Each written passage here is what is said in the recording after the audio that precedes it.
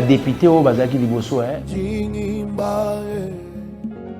Très chers compatriotes, plusieurs sources crédibles font état du lien existant entre les exploitations illégales de ressources minérales de la République démocratique du Congo et les activités des groupes armés agissant pour le compte de certains de nos pays voisins, membres de la conférence internationale sur la région des Grands Lacs, CIRGL en cible. Le Rwanda en est le principal institut. La fraude résultant de ce qui précède prive le pays des capitaux qui pouvaient financer davantage la construction des routes, des hôpitaux, des écoles, et j'en passe. Autant dans la province d'extraction que dans l'ensemble du territoire national. À titre d'illustration, les observateurs avertis sont unanimes pour reconnaître que plus de 40 tonnes d'or illégalement sortent annuellement du territoire national à destination des principales places de consommation après transit dans certains pays voisins pour traitement et raffinage. En prenant le cours moyen de 3 dernières années, plusieurs milliers de francs congolais, équivalent de plus d'1 milliard de dollars américains, devant servir d'assiette à la fiscalité et à la parafiscalité, sans oublier ses effets induits en termes de croissance, échappent au trésor public. En 20 ans, le pays n'a pas pu recycler dans son économie environ plusieurs milliers de milliards de francs congolais, équivalent à plus de 30 milliards de dollars américains, ce qui aurait permis la réalisation des activités d'intérêt général à impact durable. Dans le cadre de la lutte contre la fraude et la contrebande minière, le partenariat Primera Gold a été mis en place, lequel, en moins de 6 mois, a fait passer les exportations d'or de la filière artisanale de moins de 50 kg l'an à plus de 600 kg en moins de 6 mois.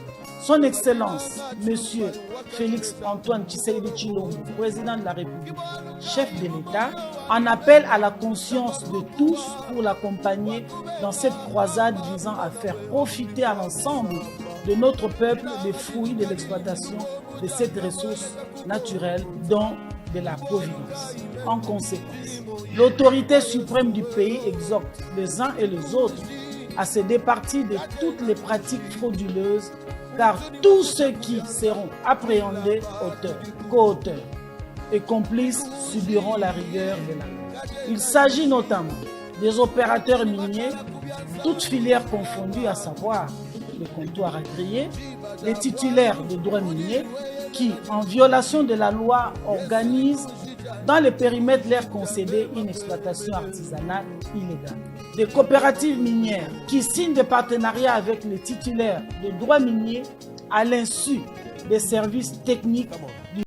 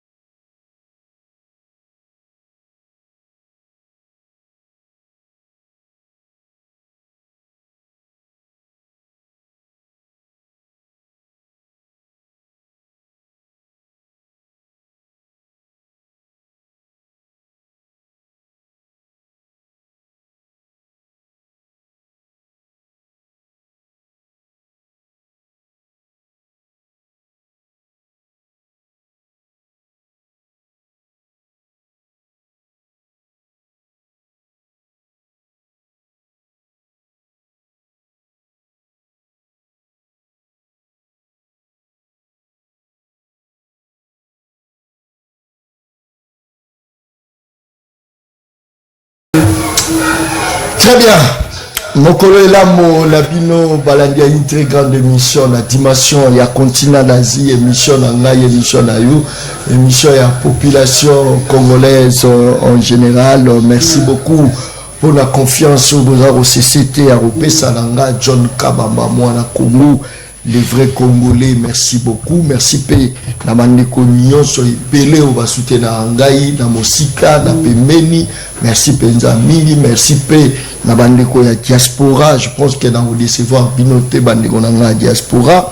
Je pense que réunion Moroboé il faut se tenir je crois na Dallas bandeko ndeko Richard Mavungu na ban plateforme tout ya ba diaspora ya kuna batindelinga invitation pour na Dallas. Je crois que nazo sala de toutes les façons pour nazala vraiment prendre invitation bo pesinga parce que prise en charge bilomo onde bolobi boju yango. Merci penza moi mingi na osala effort na koka ko zala na Dallas. Je crois que ça na États-Unis d'Amérique. Ça c'est très bien. Merci beaucoup. Ça c'est bien. Pour des raisons de sécurité, le gouverneur Gentini Ngobila Mbaka reporte pour le 18 mai la marche de l'opposition. C'est là après la réunion que l'opposition a eu ce jeudi avec le gouverneur de la ville province de Kinshasa. Je crois que voilà, ils ont eu information que marche il y a opposition. Ils ont reporté pour la date il y a le 18. Je te dis mobile alinga bango makasi alinge side zalate alinge te oyo kabwe alobi a protéger bango marche le 13 zalate mais a pousser yango le 18 il faut batouana za la souci na bango likameye la bango te abondeli bango alobi marche ils allaient sur le 13 te ils allaient le 18 parce que boyoka réponse il y a opposition. Très bien. L'opposition boycotte la décision de Ngobila et maintient sa marche pour ce samedi 13 mai 2027. Qui va gagner ces combats et c'est pour l'intérêt de qui? Je crois que les appels solo Torobeta Mokolo Yalelo. Nazotang la bino tweet Moko ya la mère Mende. La mère Mende Alobini. Je suis un allié sincère de Tshisekedi parce que je retrouve dans sa vision des éléments que mon maître Patrice Lumumba nous a laissés. Ça c'est très bien. Est-ce que je pense que maître Jonathan Mwele a occupé commenter place soir peut-être maître Jonathan Zaron la distraction il peut peut-être à retrouver l'élément au maître Naye et Tshisekedi wa Mulumba. Et que ça l'appelle cli la nzoto ya Ndeko Félix Antoine Tshisekedi. Maître Jonathan mbote na yo mbote Ndeko Kabamba mbote na balandi nyonso ya émission du peuple le peuple parle. Merci. Mbote pe na invité na débatteur na sur ce plateau invité na yo yo mokondo dans la première ya ko présenter ye ya lombango ya koloba ete toujours continuer ko dénoncer enlèvement peu arrestation arbitraire ya bandeko ya biso mibale ya opposition to pe ya résistance docteur Lens ou ya parti politique en vol au le loko qui ça je crois presque 8 jours bandeko ya agence bazoye ndeko na biso yenda Manix oh le loko kende na 5e mois na ye parce que faut le mettre bakanga depuis le 28 janvier le 28 il y a mois de mai où il a totalisé 5 mois jugement quoi yo qui était avocat na ba moni était to komitu na est-ce que bandeko wana bazana na bomo inakati na bango est-ce que bandeko wana baza objet à ba torture na ba traitement inhumain mais to ko rassurer pouvoir ndeko Tshisekedi na ba ali na union so été ba arrestation to sibisa yango na tango ndeko Kabila mais katake la combat na bisoté ce qui fait que le loi ko kanga biso nyonso peuple a continuer koloba ba menace na ye ba intimidation na ye et ça objet ya peur te pour na biso parce que ce que Lumumba ou ndeko Menda ko tanga abusivement Lumumba n'a jamais été rebelle ça déjà il faut le dire Lumumba n'a jamais prôné l'écoulement de sang apprenant qui plutôt liberté na démocratie. Il a été en mesure à côté les makolobela ba belge en face et te bango de bazana projet à balkaniser mboka na biso azaki même à koyebisa bango en face c'était il est temps que le grand Congo s'élève na indépendance na ye. Lelo oui Twitter et comment les amoka ba plateforme et réseaux sociaux de communication très portés motonyo sako comment oya bandi nanda kona na bureau na ye na chambre na ye mais vérité il y a mayo ya bimisi et la bongoté.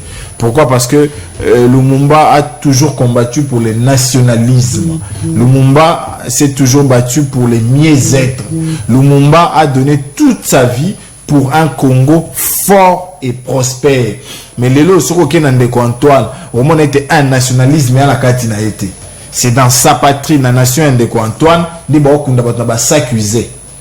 On est là pour mototé, on est là qui nationalisme était. De deux, le nationalisme et lobby amour fou pour la patrie. Il n'est même pas en mesure de respecter Malobanaye. Alors, il est à quartier, quartier général, l'état-major général, Naïsika Bandekouba Kouwa. Nationalisme et lobby peut tout faire pour que sa nation soit forte. Les lots, Mboka Nabiso n'est commis bastion.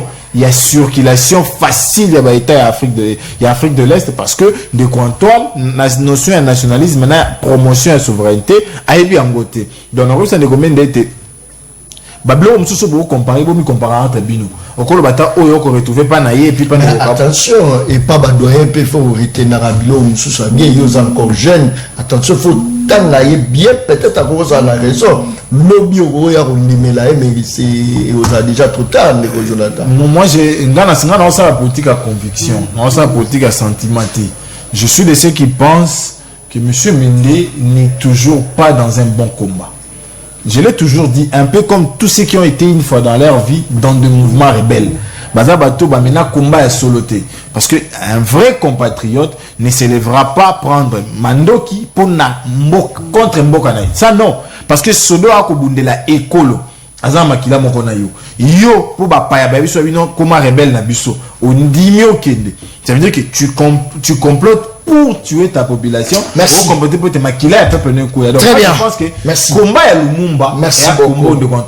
Merci beaucoup. Très bien. Je crois que va te belé. Baza branché, merci pour la confiance au Boza Roupé Sangaï. Je crois que ONG Grâce Divine avec Trésor Soumou, l'homme qui monte en puissance, merci beaucoup, na Pesio Mbote. Et puis nous avons rappelé na Batuke ONG Grâce Divine, les alliés ONG Morobo, ils ont soutenir bateau, baza na ba difficulté, les ONG Moroboye. Oh, ils ont fait ça encadrement, ils ont fait sa formation. Je crois que na soukanango na copé sa numéro ya Trésor Soumou na soukanango. Joa stylo na feuille ou rejoint numéro à Trésor Soumou lobi na landa ki John Kabamba a lobi que ONG na yon des forces où ils ont occupé encadrement ya jeunesse ONG na yo za activité belé salamanga na sala ko boni pona ko ma congolais utile na kati ya mboka langa c'est-à-dire na souka na kopé sa numéro ya Trésor Soumou. Ça c'est très bien. Merci beaucoup. Je crois que Batoubaza branché. Bonjour John. Question d'enquête. Qui a vendu l'espace de l'aérodrome de Ndolo? Aérodrome, il y a Ndolo et Terami. Bah, clôturer en haut. N'invitez sur bah, clôturer pour l'État congolais. Tout bah, clôturer pour ça, l'homme, sous qu'on a. Mais n'a pas clôturer. Depuis Kala et Sikawana, jamais. Batu bakoki kotonga mais kokamwa ba magasin ezali kotongama lokola mayebo mopandi sango lobela biso celle qui nous reste John Kabamba le journaliste professionnel. Non, journaliste professionnel nara professionnalité waneko angai. Ça c'est très bien cause professionnel ngolo ba cause l'esclave ba minele esclave ba minele. Je suis pas professionnel. Ça c'est très bien. Merci beaucoup. Tozala ndeko Francis na katia plateau ya émission le peuple parle à Mokola le ndeko Francis Motena. Mbote mwana Congo John Kabamba. Boni santé. Santé za kimia. Na PSP Mbote na maître Jonathan. Na ba équipe technique nous sur cette très grande émission le peuple parle émission peuple. Na PSP ba Congomani banso ba kolanda biso Mbote mingi ya esengo. Sans oublier le chef de l'État Fachi Betom Kantombolo Mbote na opé ngwana excellence. Merci beaucoup. Mais bino boti en opposition. O baba no pime bino ba marche, le lobby no pe boko no pime la batu ba marche. Ndeko Francis au monité que non, vous créé qui bino moro. Ndeko Nanga John Kabamba, encore une fois, merci pour le cas ça, il y a un petit délire qu'on a réfléchir ensemble de la maître Jonathan. Tozalaki na opposition, c'est vrai, Ndeko John. À chaque fois qu'il va marcher, Zaki Bisso, à l'époque dans l'opposition, à chaque fois qu'il va marcher, Zaki prévu.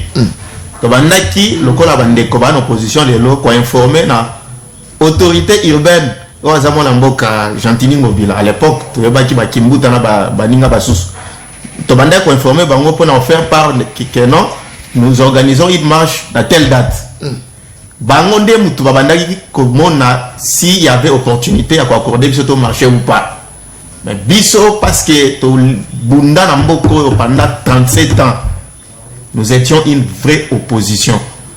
Quelle que soit la répression to sibisa na époque, na régime passé, mais bah marche, c'est vrai que biso, bah la biso, mais parce qu'esprit à résistance, esprit à patriotisme était en nous, bon, et tout c'est laissé faire et bandos à la tête. Mais une réunion s'était tenue le jeudi, si j'ai bonne mémoire, dans l'hôtel de ville, entre mon conseiller Ngumba Ville à Kinshasa, vice na excellence Jekoko Mulumba, n'a pas délégué à opposition, notamment c'est que secrétaire général a décidé na mona mboka moko presse penge. Après réunion ba annoncer na ministre provincial à l'intérieur que va repousser réunion ana quoi ça marche na bango à une semaine, ça veut dire les 18 pour des raisons sécuritaires. C'est tout à fait normal. Ba boyeli bango marche Ndeko John Kabamba. Contrairement à Bisso, mais Bisso, c'est catégorique. Ceux qui baboyi. Mais avec Tshisekedi, Bolobi qui marche ça les 13, Bakambaka Engumba Kinshasa, les 13 pour des raisons sécuritaires, moyens aux alatés. Bossa la marche les 18, ma bézab. Ma bézab, si vous bango balobi bakobima kaka.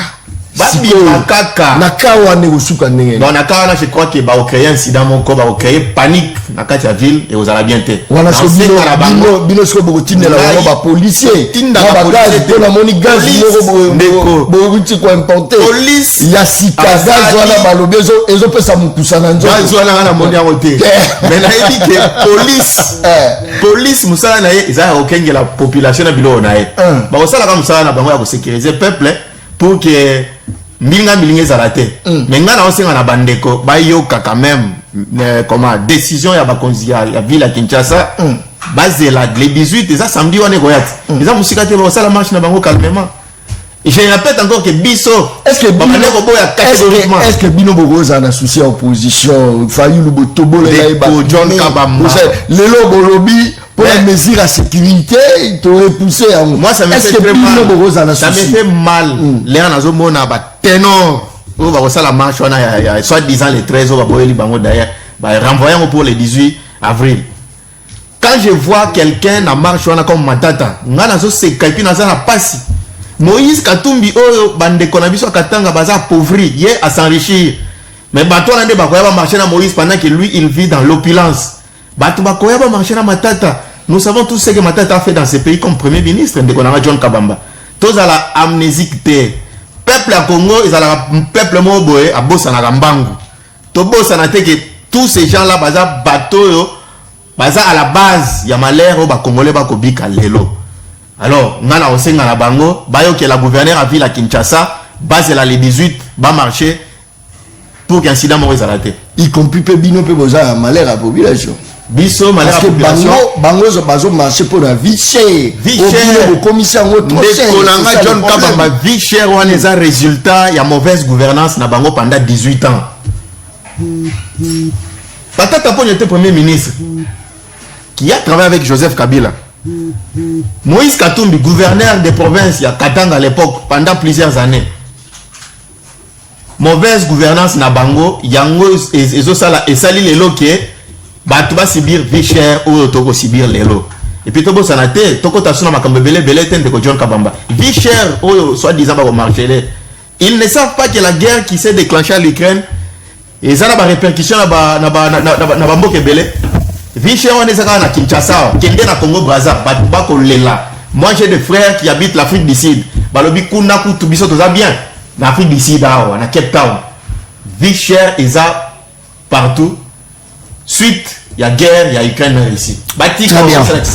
Merci beaucoup. Pendant combien de temps Congolais, tous la culture pour respecter Bakonzi na biso? Maître Jonathan, pendant combien de temps Bakonzi ba lobby pour la sécurité na bino, ba repousser marche le 18?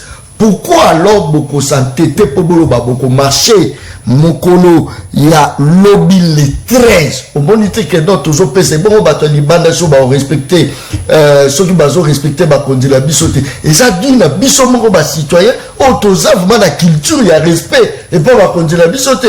Boye réunion na bango c'est vrai. Ba bisi bino que non pour ko protéger bino ba dégâts à la tête au repoussant peut-être les 18. Mais pourquoi qu'on s'entêter pendant que l'autorité basa la souci na bino malobonga munayo?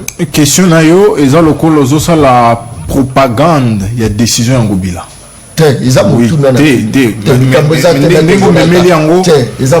voilà.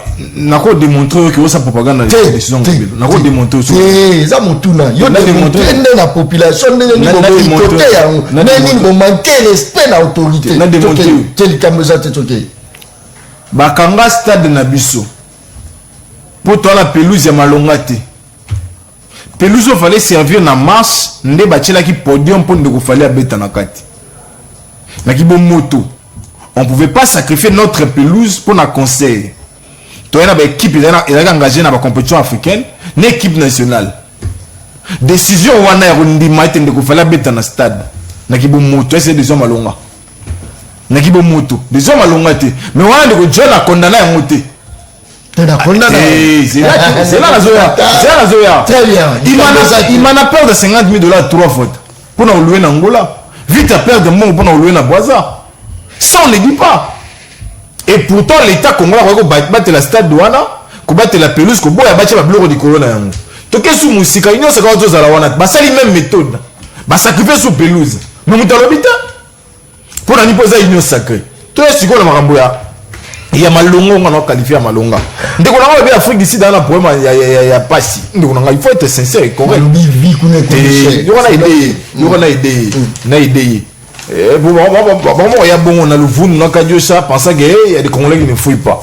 Afrique c'est problème là les courant.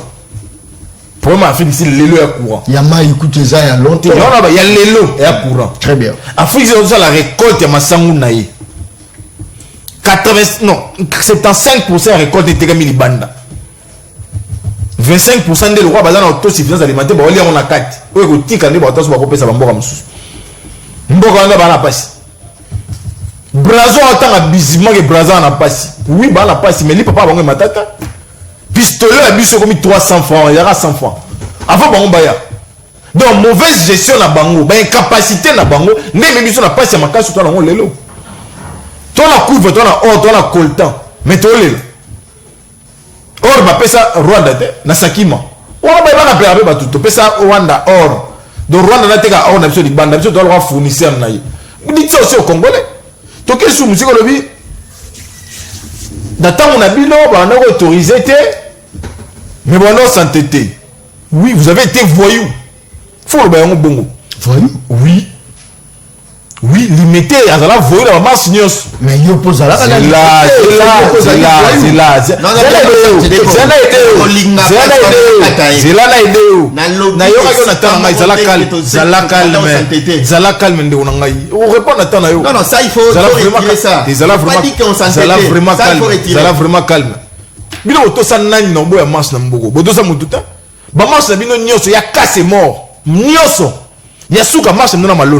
c'est je crois pisser sur la photo de quelqu'un ici.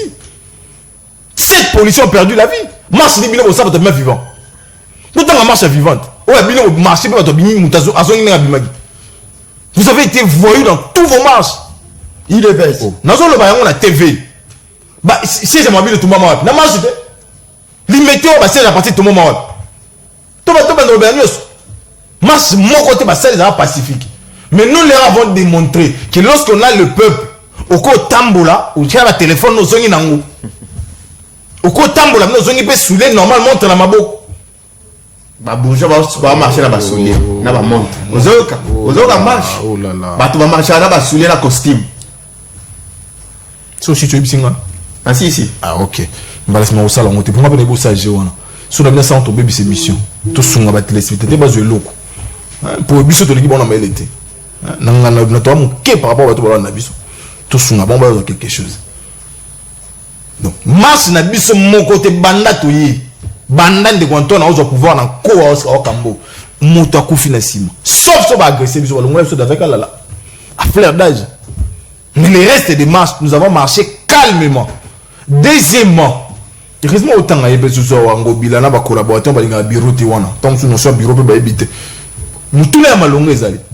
Est-ce que Bangon de Bazar a droit à valider marche moko?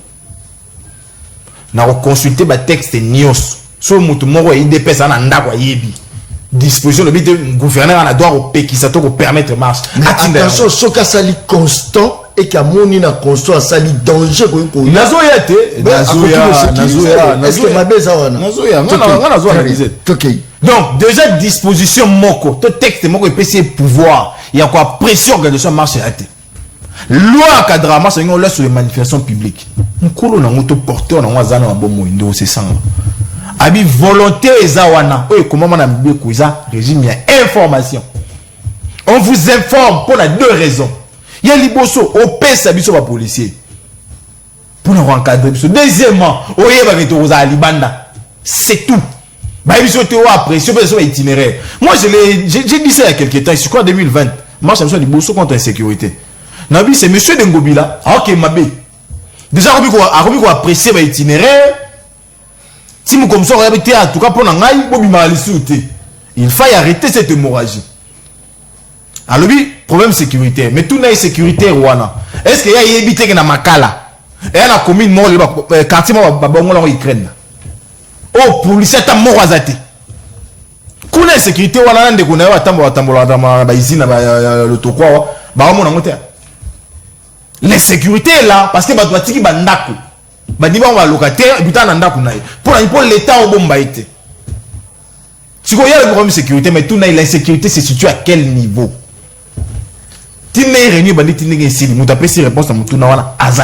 L'insécurité est à quel niveau? Nous n'avons pas l'obligation d'obéir à une décision manifestement illégale. Parce que le peuple, d'ailleurs, comme commandant le baron, les peuples, on ne les libère pas, les peuples se libèrent. Nous allons, nous, être dehors demain, samedi 13, pour dire non à la vie chère, nous imposer par les incapables au pouvoir. Parce que je ne pouvais pas moi imaginer, bah socialiste bah kamba, peuple azana rolien n'engé longobani. Bah socialiste bah kamba, peuple azana insécurité. C'est pas ça le combat du socialisme. Pourquoi? Parce qu'un socialiste d'abord pour naïe bah tout bas ana misala, et puis bas ana vie à malonga. De quoi qui est sous musique lobby? Bah ici on pousse ça. Si quoi ngala démonter c'est quoi qu'on a repousse ça, on a des places yé mon gouverneur a créé insécurité.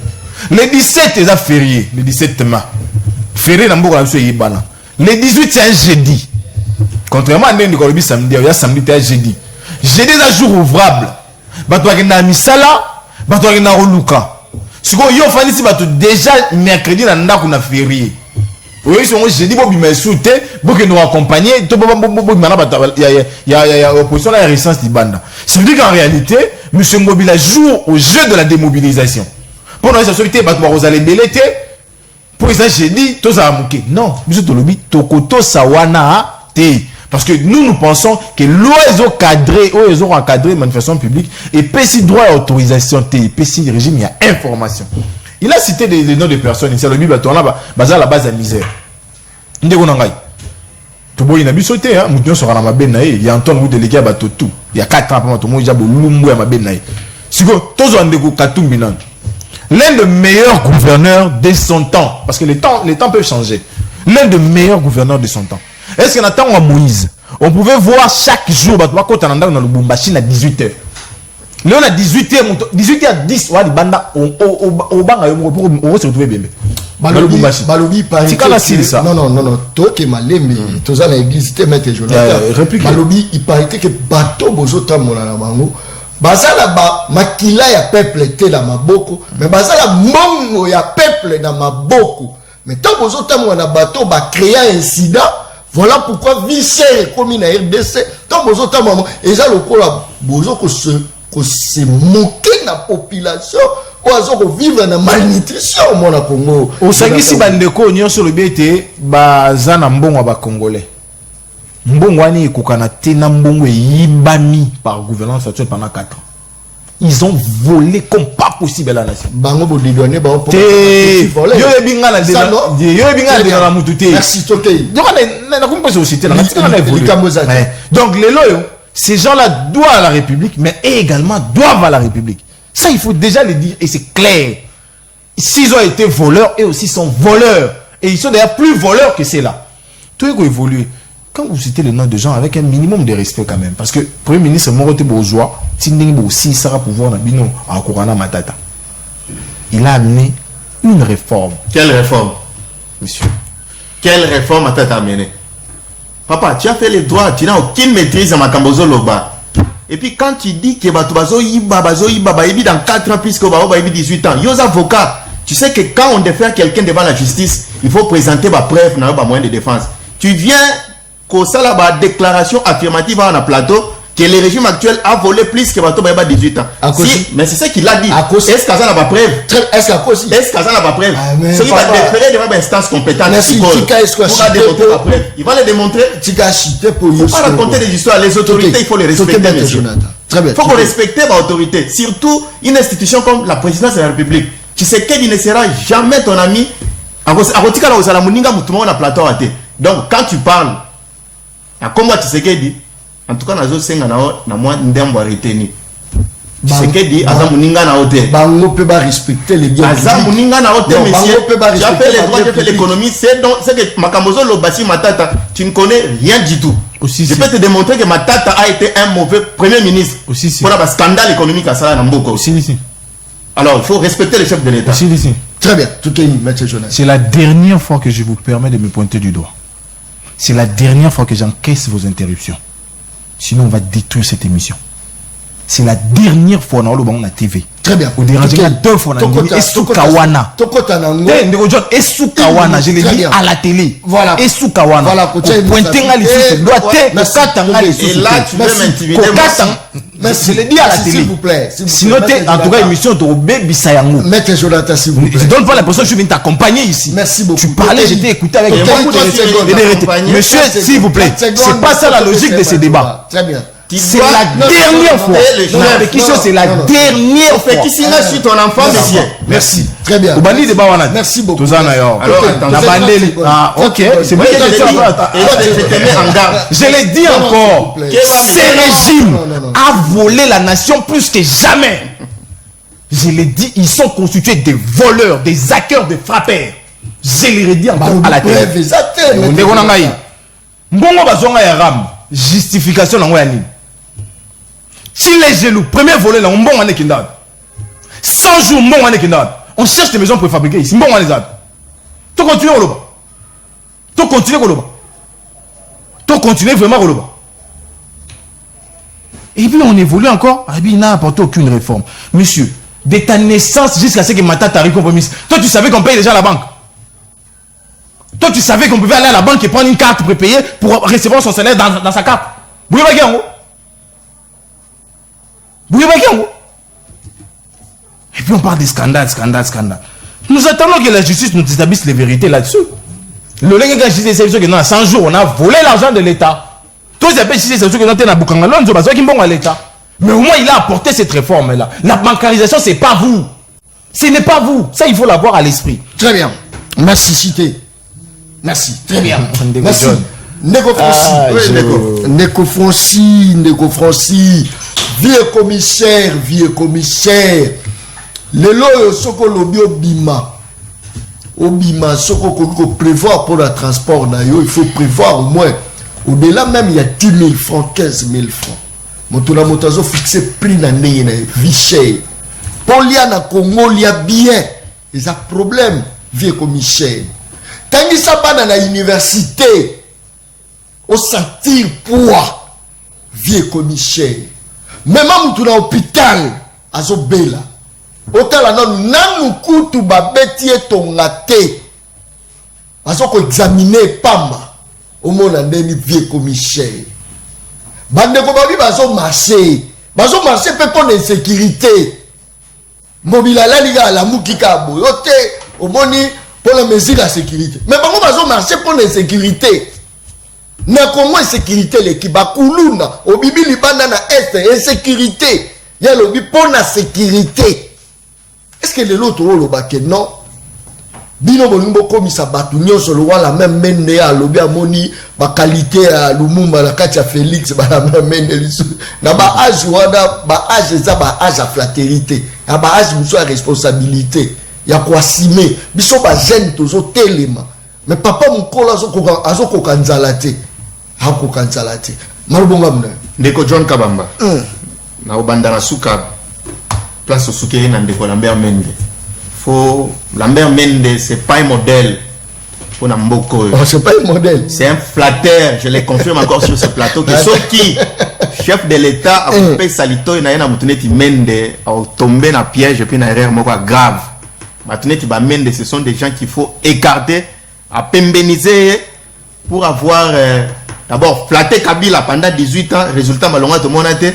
Aujourd'hui, Azoya a le même discours et pas chef de l'État. Je ne peux pas m'attarder pendant le bas. Et pas à Moutouneti Lambert Mende. Mais je rentre auprès du maître Jonathan. N'a pas en place maître Jonathan lobby pour notre stade de martyr. Pour le baquet, sacrifier pelouse à stade de martyr pour nous permettre à Fali à Beta. Il chute, il dit est-ce que ça va finir à Congolais? Mais nous ce qu'on a tourné à travers yo au Panzisango. Fali à ça Congolais. Moussala Fali à Salahana. Ils ont laissé les bottes en été. Qui vous dit que stade pour la revaloriser culture, qui vous dit que stade raison sociale na ngweza ko beta bal na stade de France ba misa beta bal na comment musique na stade de France. Nous voyons des musiciens quitter le Congo pour kende na France pour que beta concert na stade de France. Fali c'est un Congolais comme ba joueur au beta bal na stade de martyr. Azo pour valoriser culture ya Congo au même titre na ba joueur au beta bal na stade de martyr. Il faut que maître à retenir le Kouana. Donc, de façon l'obéissance, c'est comme si à dénigrer, à démystifier Moussala, il y a un dégo Fali. Ils ont malin mingité.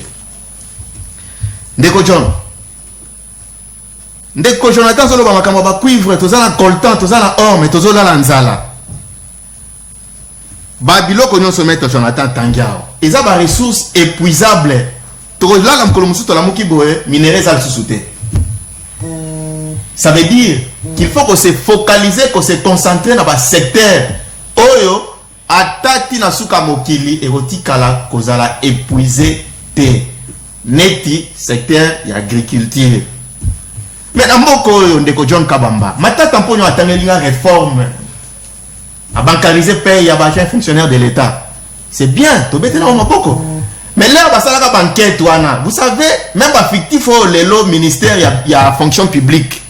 Na IGF bako dénicher chaque jour résultat nango boyebi bandapi et outi na source nango eza Matata. Si Matata avait été un bon premier ministre, programme il y a parc agro-industriel ya Bukangalozo, il fallait programme wana esimba parce que secteur agricole de Konanga John Kabamba c'est le seul secteur oyo ba congolais bako ko se retrouver donc to lié to exporter biloko mususu libanda tout côté ici va devise na mboko ya biso. Mais Matata a été incapable de diversifier l'économie à Congo pour se concentrer sur le secteur agricole. Matata son problème, ils ont na ba minéraux. Matata son problème, ils ont na ba biloko pamba azotangaro. A créé ba Transco, a créé Congo Airways, mais avec quels engins? Matata a quitté la primature. Charwa automobile ya Transco, ils ont combien de bus? Matata a quitté primature na mokonzi na bango Kabila. Batikaki na aéroport anjili na tarmac ba avion ya Congo Airways combien ngala voyager na Congo Airways à l'époque à Matata na kamate vol awa na ok Lubumbashi mais ça c'était de vieux cercueils volants de John Kabamba même dessin c'était ça qui vient na 4 avions boza likolo na ba trou d'air vous sentez que bozo kita bozo kwea yoza na 4 avions zo sentir je me rappelle mais place ngala au CPLA ezaka ozotanga Matata babilo mabe asali yo pozo se référer na o ya bien obino bosali bango ba avion ezokita bongo bino sko bomeli avion ngala ngito kende mo automatique non chef de l'état Tshisekedi Asani les avions sont déjà commandés Nous n'attendons que la livraison. Avant que le mandat du chef de l'État ne finisse. Au moins, on a 9 ou 8 appareils. 9. Il y a Compagnie Nationale Congo Airways. Et que vous allez immobiliser le tarmac aéroport en Djibouti. Bateau de pêche Boganga qui mobilise Yéza. Mais Ndeko John Kabamba. Écoutez, Mituna Nao, ils ont très bien. Très bien. Mais ce que vous oubliez, c'est quoi? C'est que Tshisekedi Yemoko, c'est une institution. Vous savez, dans ces pays, et le ça la passe. En réalité, ils sont congolais. Parce que tout le temps, le texte c'était Tolingaki, Totiraka chaque jour sur Sama Lukonde. Parce que c'est lui qui est le chef, il y a action gouvernementale. Tshisekedi donne une ligne de conduite. Sama Lukonde comme premier ministre, n'a ensemble un gouvernement, ministre par ministre, chacun dans son secteur. Assali Moussala, selon la vision du chef de l'État. C'est le tour. Donc, ceux qui besoin titiller ma tata, c'est-à-dire qu'il faut qu'on dédouane Kabila. Kabila dirige bien. Il y a un problème de dédouaner. Écoutez. Très bien. Et ça va Moutouna parce que yo lobby que. Mais voilà. Il y a un problème à Félix. Justement. C'est que Kabila, ça est bien. Mais c'est ça que j'ai dit. Je n'ai pas dit ici que Kabila, ça est bien parce qu'il y a certaines actions Kabila Moutouna, délibérant Moyemoko. C'est pas ça que j'ai dit. Texte, c'est l'article qui m'échappe. C'est le premier ministre, chef du gouvernement, qui est le patron de l'action gouvernementale. Vie chère, il ne fallait pas que Bandekonabi soit opposition, Batiraka si Félix Tshisekedi. Samalouko des charges nae. Andimara vous la premier ministre, on a kamba politique gouvernementale, il y a Mokonzamboka. Donc, quand nous venons ici pour saboter action à Tshisekedi, pour parler du n'importe quoi, n'oublions pas que toute autorité vient de Dieu. Bisous, titre au chef de l'État. Éviter. Alors, quand quelqu'un est au sommet de l'État, mon frère, aux jeunes, nous devons avoir le minimum du respect vis-à-vis de cette haute institution. Moi, j'ai décrié ce qui s'est passé dans VPM, dans Vital Kamerhe. Je vois Vital Kamerhe avec toute une délégation. On a mis sur l'État. Bakamati va venir à destination Soudaf. C'est président.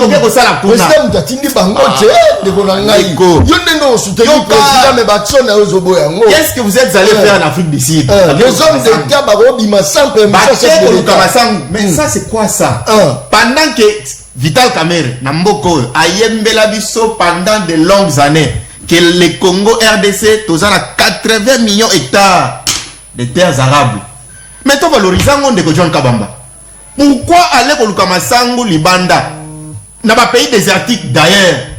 Pendant que nous, tous un sol moko fertile, va se concentrer dans le secteur agricole, va payer la ministre de l'Agriculture, va moyen au Esengeli pour que Nzala na biso ba Congolais et Salanini et si là. Bango bazo que Luka Vital Kamerhe et toute sa délégation, bazo kende Afrique du Sud, ko Lukamasango. Ils oublient que Jean-Marie Kalumba longwa kao na misola l'État qui n'a pas Namibie ko lukape ba Piodi. Piodi on est comme kao.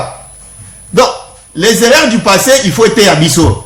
C'est pas que parce que nous sommes de l'union sacrée, tout ça la carte à pouvoir, s'il y a des bêtises, tout bêta on beaucoup. Naï n'a fonctionné à bon côté. Lorsqu'il y a des bêtises, il faut les dénoncer. Vous avez ça la bonne impression à Batoubola que ça va que non. Vous avez la bonne foi d'aider les chefs de l'État, mais en réalité, vous détruisez la chose. C'est pas comme ça que Makambo fait les cas. Merci beaucoup, moi na Congo. Je crois que aux Upenda minute na yo et Sengelama qui merci beaucoup. Je crois que message pas message des Okota. Mbote John, journaliste de guerre. Oh là là, merci. Oyo alobaka vérité. Mbote Jonathan alingina yebisa.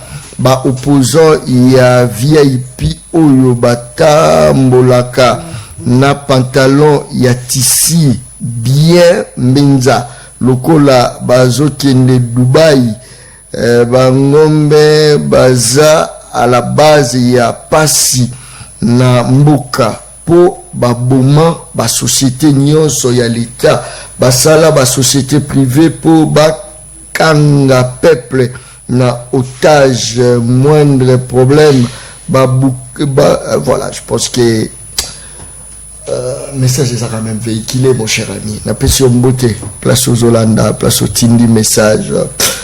Moto ya IDPS Atika Koloba. Bamas na bango ezalaki ya ba voyou. C'est François de yolocide régime oyo eyebi koleka ya Kabila régime oyo eyibi ya gome eyibi koleka ya Kabila. Maître Jonathan a raison. Ce qui guerre ya Ukraine, pourquoi budget ya mboka emati? Je crois à l'objet. Ce guerre ya Ukraine, mais dollar et budget ils ont la prévision de Kojon. Il faut pas mobiliser la recette et kokana et qu'il y a la hauteur, il y a la assignation budgétaire au bas ça dans chaque région. Bonjour, vous devez dire à Béton de favoriser les dollars. Abissio, oui, ça béton favoriser. Pour nous avoir ça béton, à dédollariser l'économie dans l'issue.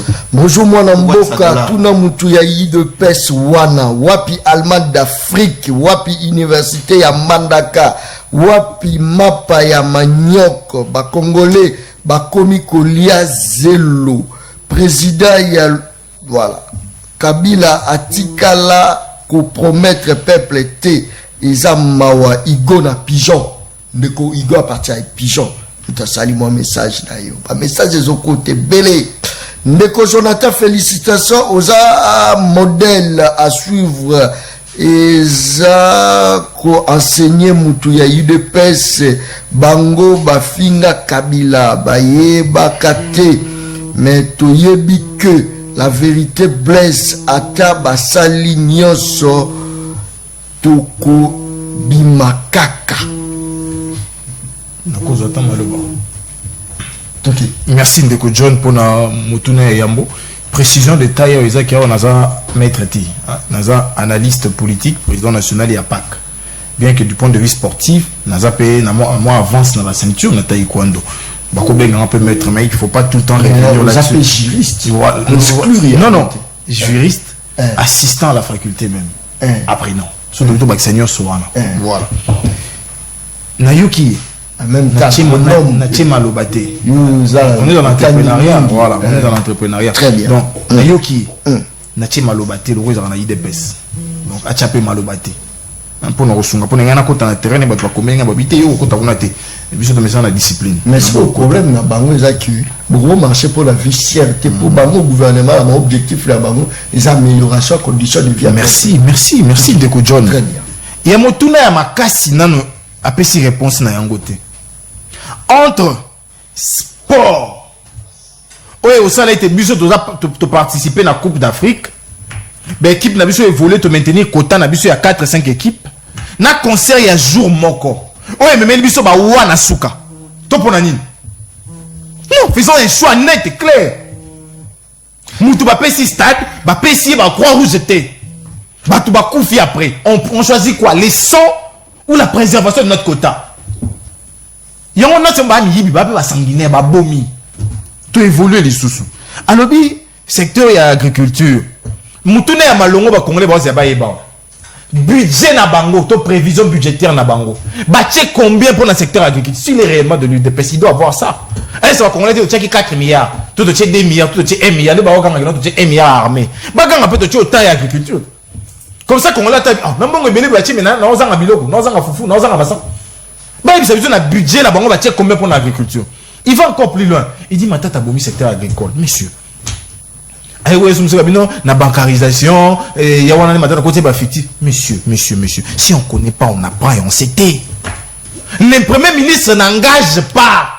C'est la fonction publique. Est-ce que ma tête était à la fois Premier ministre et ministre de la fonction publique à son temps? Est-ce qu'on est sérieux là? Est-ce qu'on est vraiment sérieux? Bon, si on a défendu les bateaux, on nous pose à défendre, on va rater. Il y a ce principe qu'on appelle la séparation souple du pouvoir. Les ministres de la fonction publique gèrent les personnes engagées par l'État, qu'on appelle fonctionnaires. Le Premier ministre pilote la politique gouvernementale. Les sommes simples. Non, ça il ne faut pas les dire sur un plateau de télé. Ma tête est fictif. Lui il est engagé. Il m'a arrêté, mon sentir ma tête. Arrêtez, non. Il faut éviter ça. Il faut éviter ça. Surtout que vous êtes intellectuel, il faut vraiment éviter ça. Ok, sous Moussiko, Haboumi agriculture. Je vous mets au défi. Si toutes mes missions, si lundi, il y a un peu ça congolais, combo et entreprise moro agricole bien vous créer. Ouais, ma tête est ma beza boukangalonzo. Oh, le ballon est en bangi. Il faut dire ça. Boukangalonzo, comment le bilanga ya bangi.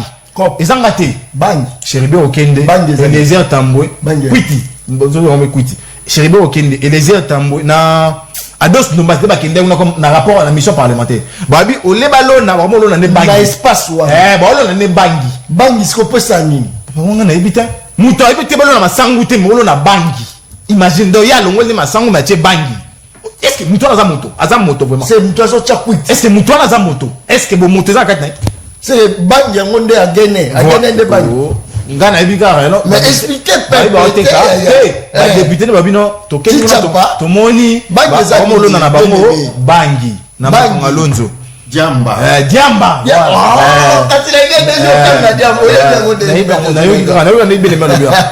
Donc en réalité ça bon. Donc na roselati lundi ba pesa kombo ya bilango bango ba crier o ba oloni na ba congolais ba lia. Très bien. Po ya matata ya mabeza bokanga Alonso ya bango komo nango nini. To évoluer lisusu. Alobi matata tika et transco. Au côté de Nakuna. Transport avec 500 bus qui roulaient. Et avec les agents qui étaient payés les 20. Le lot d'agents, attention, va foutre à Macan. Ton de un paiement. Ban un paiement il y a 3, 4 ans. Ban un paiement il y a 4 ans. Un paiement il y a 18 ans dans Transco. Et bandit à partir de 2019. Mais attention, téléphone, il faut. Moi, on a TVT. Très bien. Bandit comment benga. Vous c'est ceux qui ont un paiement en 2018. Dites-le nous ici. Moi je prends mon temps.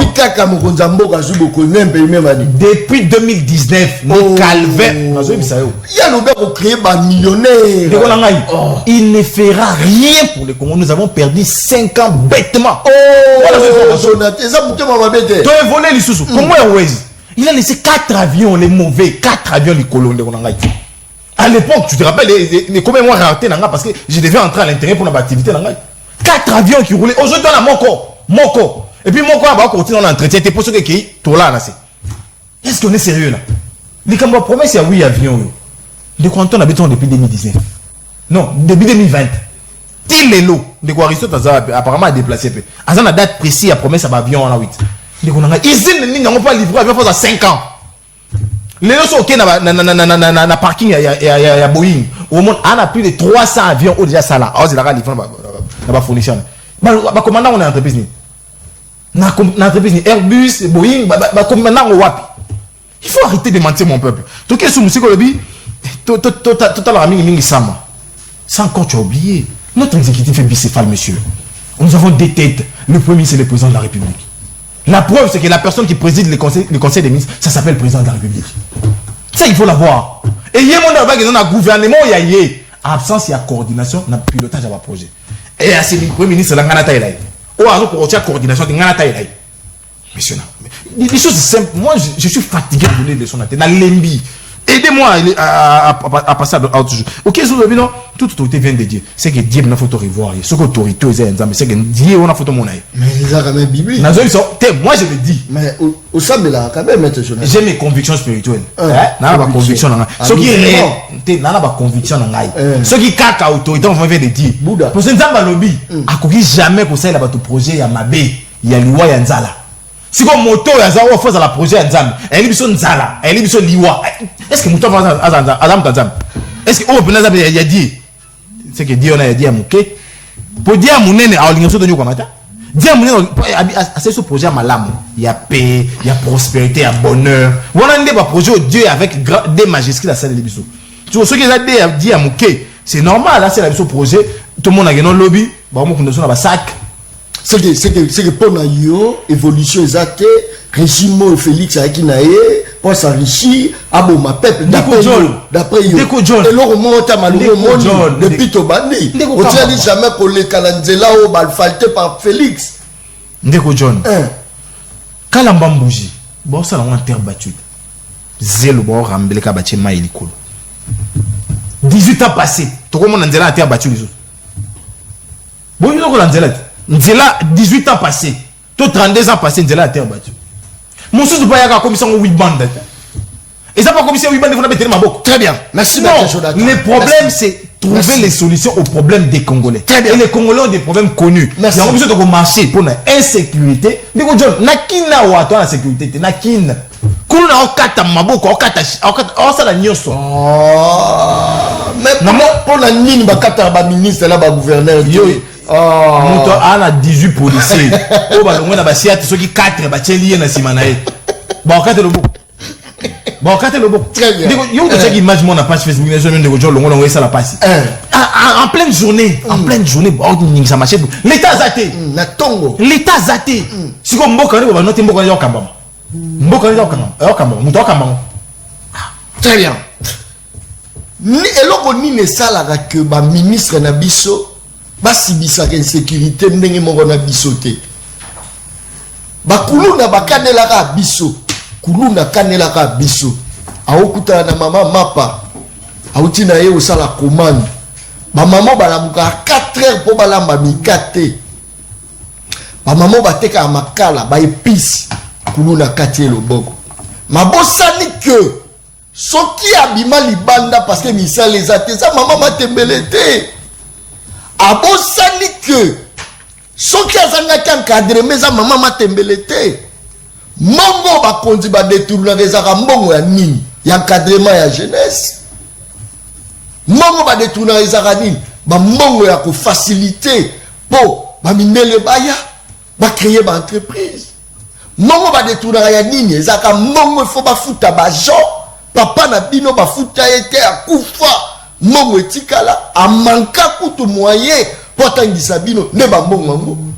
Mais si on entre maman matembele biso ba jet na bato yo bazo gérer bazo détourner mbongo ya mboka banani obino il faut bo attaquer banani na obi entre guillemets date ba ya John Kabambolo bagi bakuluna ba attaquer sous peuple te ba koma ko attaquer ba ministre te na lobi pongo te na pesika exemple très bien mona Congo Francis soki makambo maître Jonathan lobi eza ya ngo. Mais bino bo mérité prison soki talobi soki tala muto tala ngabi tokozwa et binzela lekela talobi soki makambo maître Jonathan azako lobeza ya solo mais vous mérité prison malobonga muna vous mérité prison pour un motif nini ndeko John détournement ya mbongo autukotanga ngo ndeko mauvaise gouvernance autukotanga ngo omoni mboko yo très bien tuki biso travail jeune tokoki jamais kozala na sima ya bateau. J'allais sortir un terme aussi très fort mais je me suis contenu. Tokoki jamais kozala na sima ya bateau baza à la base la destruction la situation économique ya mboko. Ndeko Jonathan soki makambo lobi eza ya solo c'est que biso tozo mériter prison ndeko John wana mutuno zo tunanga mais ngai na oseka pour dire que il faudra que le président de la République appelle sa matoi na été na ba flatteur ba mobutiste o ba travailler pendant près de 22 ans sikoyo ba tikala comme mela congolais sourire te na mbebo. Mais ce sont ces mêmes personnes qui viennent se greffer aux côtés du chef de l'État pour la flatter. En tout cas, Excellence, Monsieur le Président de la République, le premier ennemi, Nayo, ils ont bateau, Nayo, des gens à chasser, à mettre même en prison. Parce que lorsqu'ils vous apportent de mauvais conseils, vous prenez ces conseils, entre guillemets, vous les mettez en pratique. Mais population, elles ont continué dans la misère. Et ça, c'est une situation que nous déplorons. Biso IDPS, to kotaki na pouvoir te pour que situation sociale ya congolais et continuer la même allure qui na moya lelo. Ça fait très mal. Ndekonanga John Kabamba. Tout ce que moi je peux dire les amis. Na osenga na mokonzi mboka. Atala na entourage na il sous très bien.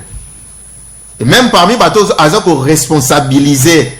Et ça, le fait, moi j'ai dit que Moko, ceux qui ont un diplôme, mais les Moko qui ont Sika. Parce que tous dans ces pays, nous savons la qualité à bateau d'entourage de Joseph Kabila. Bah, grand professeur dans une grande université, mais 18 ans après, fiasco. Moi je vais suggérer dans les Congolais tout royo, bah, ça peine à nous. Bateau, classe total en gestion à Bango. Parce que moi, je conçois mal quelqu'un qui a été à l'école. ba pesi musala au lieu à ça la musala pour na répondre na aspiration ya batu ye problème na el boso ezana libumu na ye na mabumu ya ba dépendant na ye ezana ti mutu ba pesi nguba po alona po batunyo sobalia mais mutu na ba pesi nguba na po alona ya kalingi ne nguba na akalingi yango ade olona. Vous pensez que nguba bakalinga pene ko bota na mabele so baloni yango ngana ngo rencontre Maître Jonathan Obi Moyibi Maître Jonathan Obi passe ça la mboka moi je ne vais pas me la biso ba chiffre ko John Kabamba non otala to kuta to ya chômage boy to kuta to ya boy to ya criminalité boy biso to ye to réduire en boy on rencontrer facilement on a rencontré Maître Jonathan en disant ceci. Je veux encore souhaiter que lors du deuxième mandat au moni déjà mandat il y a chef de l'État yokana bisao très bien au moins mandat ndeko John ce qui ngana zali en position ngana vanda ndako je ne pouvais pas que ça la avec na télévision parce que regardez ça batum suba ko parole ba comme il redit mais comme il redit c'est normal tu sais que dans un pouvoir dans contexte nini on a toujours posé cette question mais les gens sont incapables et on peut savoir sa réponse vous gérez avec des gens qui vous mettent des cons à jambes n'oubliez pas que na moko Adolphe Muzito na Emmanuel Ramazani Shadari baloba que nous allons tout faire. Fatia tu prêter serment na février 2019 Shadari a sali déclaration lobby on va tout faire pour déstabiliser Tshisekedi na régime nae ba sala musala balonga te tweet ya Shadari sali na tanga kiamo na tongo makambo donc après 10 ans déjà malheur dès le début à mandat ya chef de l'État bon bango ndem to bazaki force l'Assemblée nationale n'a pas député. Merci. Vous pensez que dans un contexte comme celui-là, même le peuple là qui nous suit, merci beaucoup. Va éviter que Tshisekedi a commencé pouvoir au Nambilinga. Merci beaucoup. Donc ça est pouvoir tout. Très bien. Pouvoir. Merci tout. Pas député dans IDPS parce qu'il retrouvé même 300 dans le Parlement. Merci beaucoup. Merci. Très bien. Merci beaucoup. Bato bazalaka na ndenge na bango moniteur na zo sa bora musalo bio John Kabeza ka ndenge na ye aevoka kata mboko eza bistinga wadi mokaloba azaka mutakisi amala taka drapeau mutula mutazo mema makambu na ndenge na ye. Très bien. Voilà Congo Simon la pesi ombote merci beaucoup. Nazotanga 3-4 messages d'Ayambi 3 appels parce qu'il faut la céder téléphone nanga le plus vite que possible. Très bien. Merci beaucoup. Bonjour papa journaliste. Nzambe aboma mutu ya IDPS azobanga nzambe te atamuke. Message on attend ya la seki bakasi. Aboma mutu ya IDPS abomate nzambe abomate abomate. Bonjour les chevaliers, journalistes, et cette pouvoir font semblant de savoir que tout le problème a été bien diagnostiqué. Nous attendons le véritable changement malheureusement. Avec ces pouvoirs, c'est un fiasco, ce messier Ferinel depuis Pigeon. Monsieur Ferinel d'Apessio Mbote, place aux Aolandanga. Ça c'est très bien. Ouf. Voilà. Maître Jonathan, sage et intelligent, Boye Mongo, Union sacrée, Abimisa qui n'a sorti na bango. Alors que, inspecteur Balingaki, ko grévé na veille à dissertation. IDPS à Kundi, RDC. IDPS à Kundi, RDC. IDPS. Message. Appelle les Koti, Namekana Oyamba. Allô, de Kobe, Michel Komonai. Allô? Oui, allô? Allô? Très bien. Fais sa participation dans rapidement.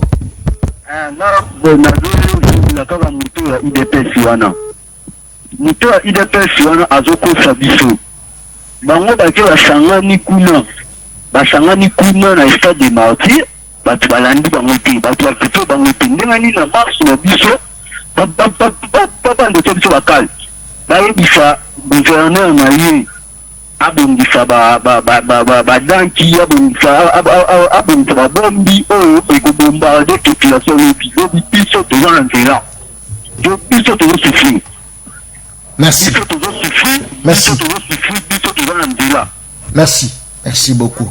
Merci. Mon de la population a moni décision les amabé alobi ke non bango ba obima na bango libanda po bana pasi population bakisi bana ngobila bana poto babima via bien biso to souffrir bango ba obima ngaite ngate peuple. Alors ne kobek biso akomonani. Allô?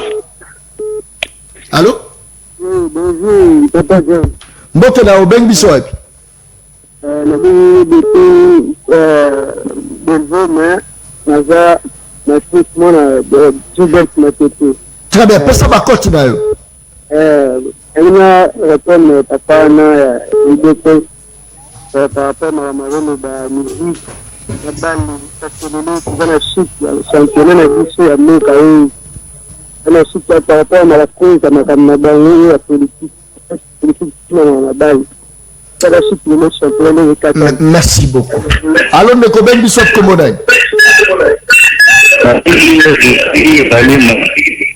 Très bien, ça va continuer rapidement. Oui, on a fait une déconstance 0,2%. On a fait une de Jonathan 1%.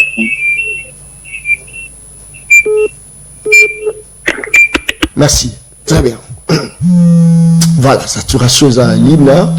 Téléphone est planté. Sauf que baby l'issue dans le souk. Puis display, il a sommé en $85. Display. Il n'y a pas de téléphone pour les gens qui disent $85. Très bien. Il faut la carte à la appel pour ce téléphone et baby dans le sous $85. Alors, de combien de bisous comme on a? Alors, nous John, bonjour. Très bien. Peut ça continuer? Je n'ai pas dit si bien. J'aimerais faire la à continuer à l'itinéraire à garder bandé pour le retour de la haie. Vous avez des fesses, d'ailleurs, mais il y a des femmes. Au PC combien 9? Vous avez des fesses au PC combien 9? Vous avez des fesses à 0. Oh! Mais il y a des femmes. Parce que là, stade de ma fille, que si tu as beaucoup en gamme.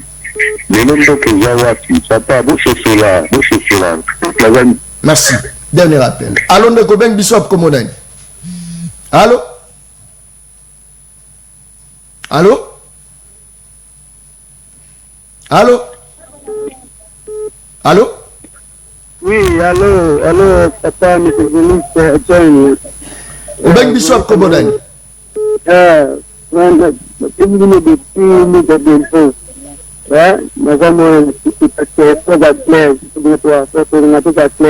Pesa cote là yo. Cote na ina de fan de papa akena mengi ya jitu. Kama kuna kitu za clair. Na madame côté politique na kazi. Antene pata ni madi. Tani toujours kaobiati. Alors ne ko ben bisop comme on a. Il a béni depuis peine. Après c'est neko Jonathan 8%. Et pour Francine a payé 1. Merci. Merci Azaki. Bref, hein, Pessi Negaba, propre hasard, crédit à Malungati, Fabinga, Batina Monga Foufou, na Wendy Mama. Allô, de Koben qui soit commodé. Allô? Allô? Allô? Koben qui soit. Yanga Jérémy. Allô? Merci. Très bien. Merci beaucoup. Biso tozaka la problème na batute za même numéro na utilisaka yanga ya privé, même numéro pe na utilisaka wana. Moyo kate mutanyo mabengi. Allô, ndeko John, mbonga chemise, ndeko kenda. Tutambola bien. Kitoko makasi même numéro wana ne yanga ya privé. Donc soko bengi ngai nyonso kodwa ngai. Même numéro wana etaso komi na WhatsApp na répondre na répondre à batu ngamoko téléphone yango ya ezokufa nga kufa. Maître Jonathan, dernier mot na yo parce que tokomi na suka oyo biso que non na aucun message moko ba komeli wana on dit ba biso que nani marche na bino eza reporté au pesa on dirait outil communiquer à la muka oyo bisa population parce que tokomi na suka rapidement. Attends, ceux qui ont le beau ça, la publicité, annulation, marche, na biso. Ngala bandeli na TV. Na bandeli na TV, que biso toko marcher les 13. Pour na hôtel mais la vie chère, pour na hôtel mais l'insécurité, pour na hôtel mais la processus électorale chaotique. Merci. To noter na ba compatriotes congolais était, ba tu as qu'à pouvoir, baza incapable de ce combat société agricole bango ba créer. Ça c'est déjà une bonne chose. To noter les choses qui baza incapable de ce combat ya entreprise ba place ba commander ba avion 8 wana. Ça c'est encore une bonne chose. To noter na bango na bino ate baza premier il y a une coordination na pilotage ba programme. Et puis to noter na bino les sous que grâce na bango lelo biso to ala nzala. Grâce il y a insuffisance na bango lelo biso to futa mate. Grâce il y a mauvaise gouvernance na bango lelo mboka e kokita. Président Ganda Otiko ya sali 2 ans. Na 2 ans ya pamba, il a atteint l'autosuffisance alimentaire à 2 ans seulement. À 2 ans seulement. Là, je donne raison à Nicolas Sarkozy. Ou à l'Obaki en son temps, la compétence n'a pas besoin d'heures pour se démontrer. Merci. En 1 minute, une signature pour prouver que quelqu'un est compétent. Merci de l'invitation. Merci beaucoup, voilà Congo. Je crois que vous avez la réunion à Faden. Tout ça, la réunion, la siège, la leader, tout. La réunion, stratégique. Oui, le même. Ah, ubosalita ubajwaka yo bakanyeli yo la chambre bakanyeli yo libanda yo la kati ubosali tout ça ira major wana ese na bien en tout cas makamba kolongola nga na ba marche tika na yebisa ki et puis na bandela ngo lisusu so yo ira ba bilo na kolongola nga na marche tamsa nga na mutuka na yo mbala sima na otanga kombo na yo na lobi on ça c'est bien pour comment on va mo tinda era passe ce Jonathan ça suit a tena jeep atamu tamso ngo na bisala so ta la porte là rouge a cheka na télé donc na yebisa déjà Jonathan zo lugane na osote. Merci beaucoup. Je crois qu'il y a qualité pour le peuple. Les Arapas. Mais là, comme moi, lobby, mais ça l'appelle Libanda. Mais mais quand vous avez une information, lobby na obundala la zala Libanda. John na zala Libanda lobby. Très bien. Na zala Libanda. Na mais quand vous tala parce que tension ça vraiment maman kasi. Koto ba boy, koto ba nimi, koto ba saliboy. Qu'est-ce qui va se préparer? Est-ce que yiki que kolekate? Attention aussi, parce que date il y a lobby rose un peu historique. Tu éviter, John a lobby éviter, peut-être rose historique, peut-être rose a date même ma solution, na problème il y a peuple. Attention. Peuple va libérer, était assez libéré mon. Ah, yo me comprendre que non, bino. Pour libérer, pour se libérer. Mais tout comme lobby. Tout comme lobby. Tout comme lobby. La bango, ça maram na bango, parce que ça compte. Il des années nous pour dire que ça marche. Il des années. Très bien, merci beaucoup. Tokomina Souka, bonjour. Au Kangi Phone pour Nini. Tel la Kangi Phone, tu m'appelles les Okota, mais sauf que tu as habité par on continue. Téléphone pèse bien, tu as la nemi les répondre et répondre dans ces autres. C'est Moutua qui n'a pas mis la ngala éviter ça, ça a un problème langai. Donc, il y a un problème, tu as changé qu'à display. Bonjour, journaliste, je m'appelle Dani Efouélé. Pourquoi le monsieur de l'IDPS ne dit pas des choses précises? Je lui donne 0,5%. On est en négo. Naïté. Tout comme il a souka, pinza souka.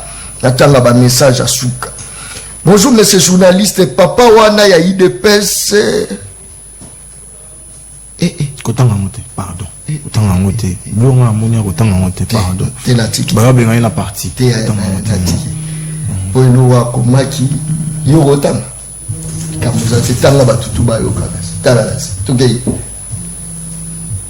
oche carrière non j'ai hein ça va alors bien kufa comment va battre ensemble mais totanga te na kufa te message ebela batu bakatia lokola toyebi kotanga te ya message muso eza bombe. Papa mo batindela ye message awa bu batindi ne ozali ozala nyongo na biso kozonga kutu na ndaku te tozozela na bandi kotanga bona komi place na kale mutalo tala kale kuta ko kosilisa te yo kike message ya bakazi.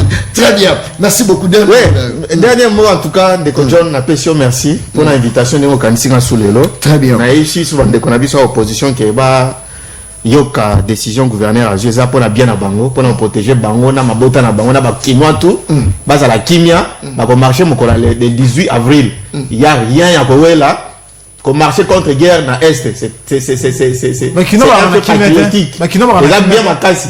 Mais pour des raisons sécuritaires. Quelle sécurité? Vous êtes vous à mesure de mettre la sécurité. Bino, la sécurité dans beaucoup. D'accord, marché. Les 18, gouverneur, il y a ville, il y a Bino. Il y a ville dans la salité. Il y a ville dans la salité. La police est mon atinda. Il n'est rien dans l'échelle de commandement. Chaque jour pour la salité. Mais c'est ton gouverneur, non? C'est pas mon gouverneur. Ça va parler lobby, bon marché les 18. Vous avez au moins lobby. En tout cas, encore une fois, merci. Ok. Bandeko Barobenga Baropesa Biso Bazero, je comprends qu'ils ont une haine viscérale vis-à-vis de. Tu évolues, comment s'accélérer. Donc, la mauvaise gestion. Merci beaucoup. Vous n'êtes pas capable. Étoile BG Pela, il peli déjà, étoile peli. Tout faire moto peli, babomba ka lumière na sa mesate. BG peli et peli. Yo pe luka bunana, o luka penza basunga yo. O forcer nzoto te. Gardez peli et peli force, c'est très bien. Merci beaucoup na Christian Béa les professionnels. Bon à Congo. Bien aimé Mutombo, merci beaucoup. Obi ke batie membre moko ya gouvernance libumu. Na sali publication Congo wana. Membre moko ya gouvernance batie libumu. Batie zemi. Ministre batie zemi. Ministre nani wala. Ongana ebite na munga na réseau batie limutulimu libumu. Ministre batie zemi. Membre moko ya gouvernance batie libumu. Résultat au peuple va doser la zemi to bilore kitala wengi. Biba bia balate. Abalate. Mazuzemi. So yo ye bien ngonengi yo so sayi wabita zemi ekota. Ti ngala moina réseau membre moko ya gouvernance batie libumu. Teli Merci beaucoup. Merci. Namos Mosenjo. Merci na Ndeko Jemi. Merci na mwana Congo. Je crois que c'est bien aimé Mutombo Soda Makasi, chef ya Batotou ya tranche matinale. Merci beaucoup. Merci na papa Fiston.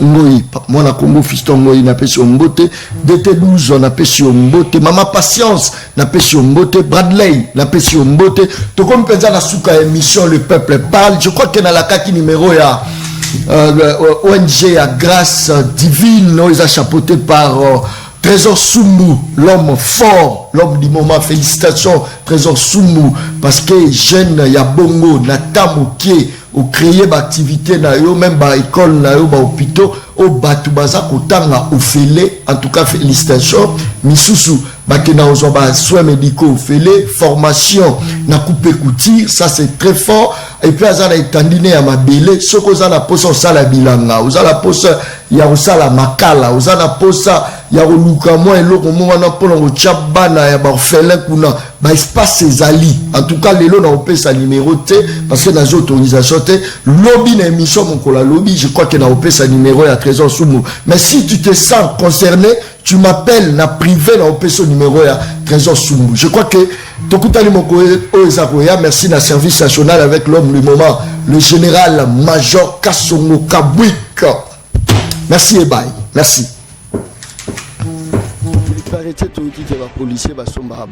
Est-ce que vous êtes au courant d'ango? Yon de informé ngai. Mona Congo Mbote. Ndeko John Mbote. Voilà.